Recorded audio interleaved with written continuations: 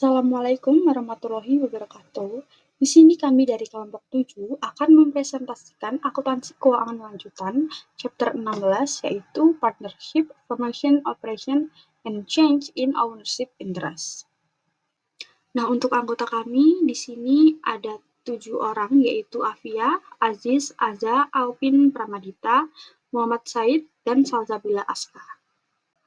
Baik, kita masuk ke materi, yaitu yang pertama ada sifat persekutuan. Nah, persekutuan sendiri itu memungkinkan dua atau lebih orang untuk berbagi risiko dan imbalan bisnis. Nah, sekutu itu dapat menyumbangkan keahlian dan modal mereka, baik berupa aset nyata maupun aset keuangan, ke dalam usaha tersebut. Nah, kemitraan umum di banyak bidang bisnis termasuk industri jasa, perdagangan eceran, grosir, manufaktur, dan profesi, khususnya profesi hukum, medis, dan akuntansi publik. Nah, untuk karakteristik persekutuan sendiri itu, kemitraan didefinisikan dalam bagian 1016 dan UPA sebagai sebuah asosiasi antara dua atau lebih orang untuk menjalankan bisnis sebagai pemilik bersama untuk keuntungan. Nah, di bawah konsep hukum mutual agency, setiap mitra adalah agen untuk semua kegiatan kemitraan. Nah, dengan kekuatan untuk mengikat semua mitra lainnya dengan tindakan-tindakan atas nama kemitraan. Selanjutnya ada pasal-pasal persekutuan. Nah, sebuah kemitraan dapat terbentuk melalui kesepakatan lisan sederhana di antara dua atau lebih orang untuk mengoperasikan sebuah bisnis demi keuntungan. Nah, meskipun kesepakatan lisan mungkin sah dan mengikat, perjanjian kemitraan tertulis adalah praktik bisnis yang baik. Nah, perjanjian semacam itu harus menentukan satu. Di sini ada jenis produk dan layanan yang akan disediakan serta detail-detail dari operasi bisnis. Lalu yang kedua, hak dan tanggung jawab masing-masing mitra dalam menjalankan bisnis. Yang ketiga, investasi awal masing-masing mitra termasuk nilai yang diberikan kepada investasi aset non-tunai. Lalu selanjutnya ada kondisi investasi tambahan, lalu ketentuan penarikan aset, formula pembagian laba dan rugi, lalu yang terakhir yaitu prosedur untuk membubarkan kemitraan. Selanjutnya pelaporan keuangan persekutuan. Laporan akuntansi persekutuan dirancang untuk memenuhi kebutuhan dari 3 kelompok pengguna, yaitu mitra, kreditur kemitraan, dan internal revenue service atau IRS. Di sini ada investasi awal dalam sebuah kemitraan dicatat dalam akun modal yang dipertahankan untuk setiap mitra. Nah, sebuah contoh, di sini ada contoh di mana persekutuan antara AS dan B masing-masing itu menginvestasikan $20.000 tunai dalam sebuah kemitraan baru. Maka pencatatannya adalah sebagai berikut. Di sini ada cash di debit 20.000, lalu ada S capital di kredit 20.000 juga, itu untuk mencatat investasi kas awal dari S. Lalu ada cash di debit 20.000 juga, dan back capital di kredit 20.000 juga, itu untuk mencatat investasi tunai awal dari back.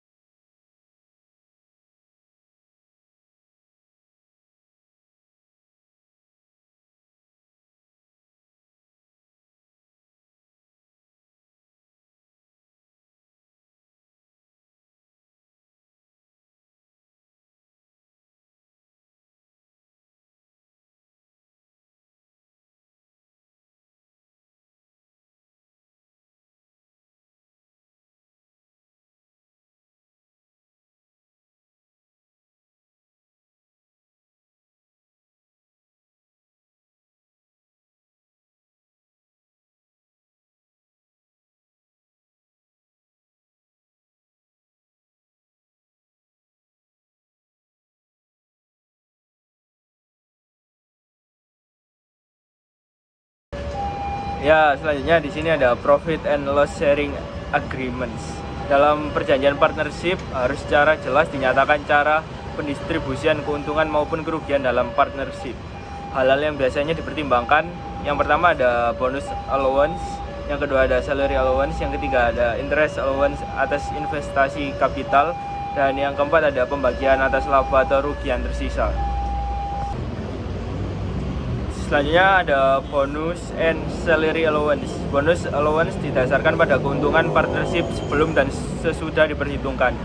Di sini ada salary allowance dan bonus. Apabila bonus setelah keduanya, bonus B% dikali NI kurangi salary allowance dikurangi bonus. Salary allowance ditentukan di awal, diberikan kepada partner yang mengelola partnership. Salary allowance bukan merupakan biaya atau beban dalam penentuan laba atau rugi partnership. Selanjutnya ada interest allowance and capital. Interest allowance didasarkan pada besarnya partner kapital. Yang pertama ada saldo awal kapital pada awal periode, yang kedua ada saldo rata-rata kapital selama periode berjalan, yang ketiga ada saldo akhir kapital pada akhir periode. Beginning balance dikurangi withdrawals tambah investment. Selanjutnya ada allocating income, partners allowance atau atas bonus, salary, and interest dialokasikan seluruhnya, terlepas dari apakah ada keuntungan atau tidak yang cukup tersedia. Sisa keuntungan atau defisit kemudian dibagi sesuai dengan proporsi yang telah disepakati. Hal-hal tersebut di atas merupakan prosedur umum, tidak menutup kemungkinan diatur lain dalam perjanjian partnership. Selanjutnya di sini ada profit and loss sharing agreements. Tom and Betty setuju untuk membagi laba dan rugi. Tom and Betty diberi $60 dan $30 untuk gaji. Betty memiliki bonus of 50% atas laba jika nilainya lebih $500. Masing-masing diberi bunga 10% modal awal. Yang pertama Tom Capital 1/1 $400, dan yang kedua Betty Capital 1/1 $350. Saldo laba rugi dibagi Tom 60%, Betty 40%, laba mitra adalah $660 selama setahun. Nah, di sini ada net income total $660, salary allowance 90, Tom $60, Betty $30, itu totalnya 90. Bonus allowance-nya Tom tidak ada, Betty $80, totalnya $80. Interest allowance-nya Tom 40, Betty 35, totalnya 75. Subtotalnya $415. Split 60/40, Betty sebesar 166, Tom sebesar 249, totalnya 415. Allocate net income 0, Tom 349, Betty 311. Asumsi sebaliknya bahwa pendapatan hanya $120. Net income total $120. Salary allowance-nya Tom $60, Betty $30, total 90. Bonus allowance totalnya 0, dari Tom 0, Betty 0. Interest allowance-nya 75 yang berasal dari 40 Tom, Betty 35. Subtotal defisit $45. Split 60/40, 45. Tom 27, Betty 18. Jika ditotal sebesar 45. Allocate net income 0, Tom sebesar $73 dan Betty sebesar $47. Selanjutnya yaitu ada pembelian kepemilikan dari partner yang ada. Jadi jika ada mitra yang baru yang ingin masuk ke kemitraan yang sudah ada, prosesnya adalah seluruh mitra aktif harus menyetujui dulu. Mitra baru tersebut bisa langsung membeli kepentingan dari mitra lama. Setelah ini kemitraan lama dibubarkan, seluruh administrasi ditutup, dan perjanjian baru disusun untuk kelangsungan bisnis. Berikut ada contoh. Alf dan Bal adalah mitra dengan modal masing-masing sebesar $50.000 dan mereka berbagi keuntungan serta kerugian secara sama besar. Kemudian Chop ingin bergabung. Jadi Chop membeli setengah dari kepentingan Alf sebesar $25.000. Setelah itu terbentuk kemitraan baru yang terdiri dari ALF, BAL, dan COP. Dalam kemitraan baru ini, ALF dan COP masing-masing memiliki 25% kepentingan dari modal dan keuntungan. Sementara BAL tetap memiliki 50% kepentingan tidak berubah. Jadi mencatat jurnalnya untuk masuknya COP sebagai mitra baru di mana modal ALF berkurang sebesar $25.000 dan modal COP bertambah sebesar $25.000 yang mencerminkan pembelian setengah kepentingan ALF dan COP. Di sini kita punya kasus ALF dan BAL, masing-masing punya modal $50.000 dan $40.000 dengan pembagian laba awal sama rata. Lalu mereka sepakat untuk mengajak COP masuk sebagai mitra. COP membayar $25.000 langsung ke ALF.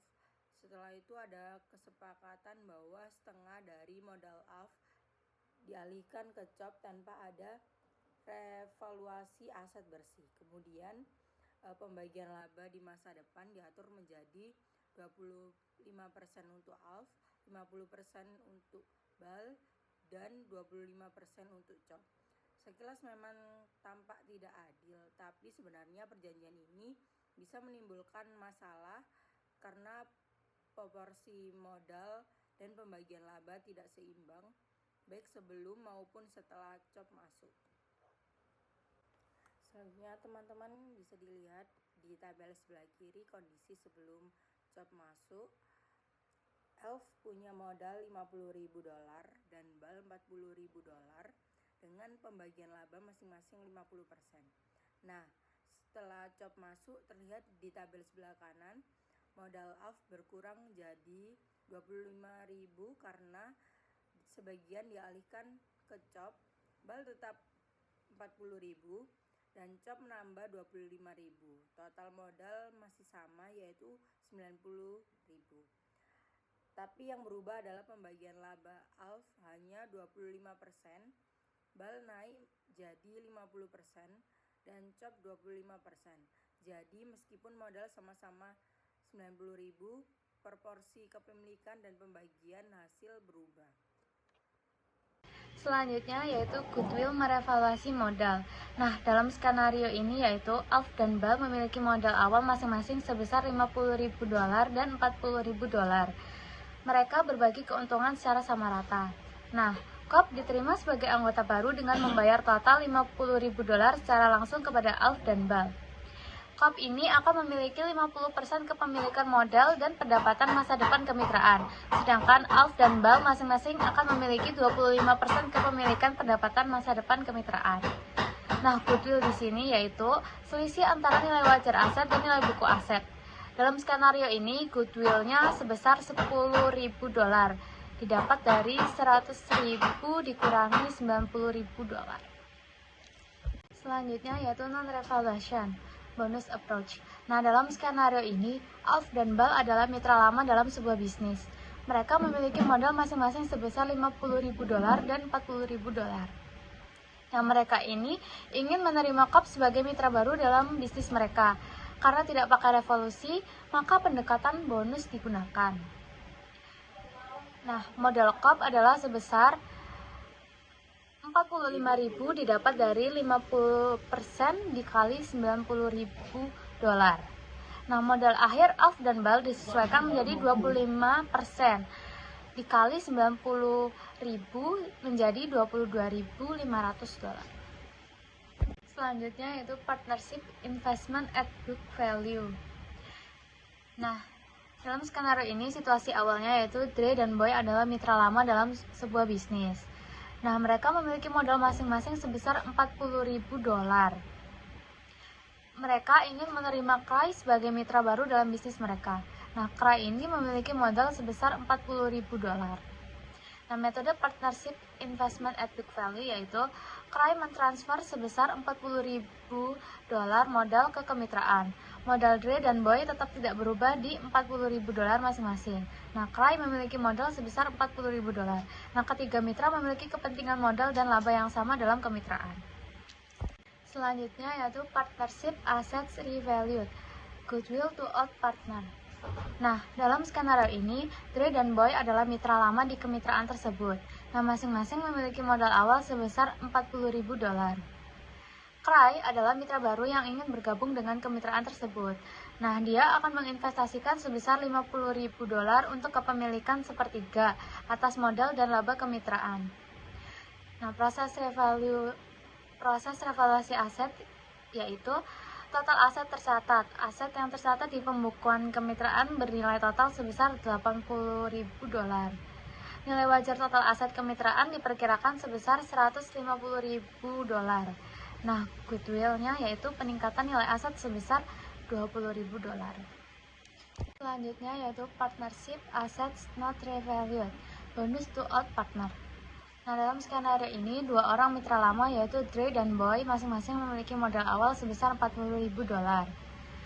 Nah, mitra baru ini bernama Cry akan bergabung dalam kemitraan dengan investasi sebesar $50.000.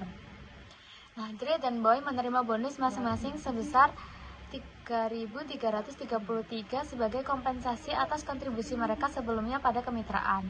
Dre dan Boy masing-masing menerima bonus $3.333 sehingga meningkatkan modal mereka menjadi $43.333.